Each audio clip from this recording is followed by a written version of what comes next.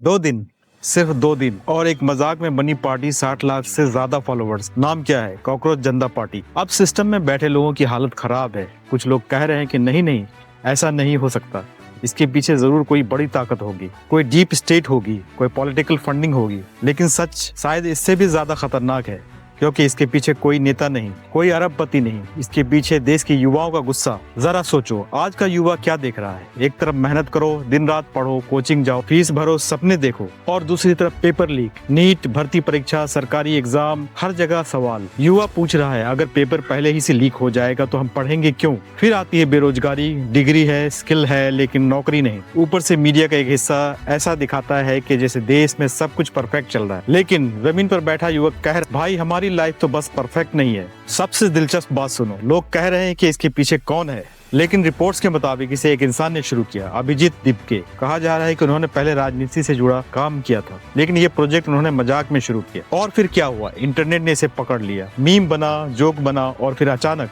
ये Gen Z anti system symbol बन गया। क्यों? क्योंकि लोग खुद इससे जुड़ने लगे।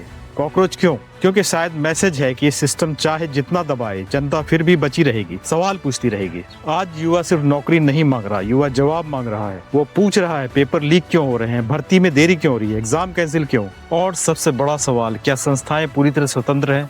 कॉकरोच जनता पार्टी का एक बड़ा मुद्दा वायरल हुआ कि रिटायरमेंट के बाद चीफ जस्टिस को राज्यसभा सीट नहीं मिलनी चाहिए।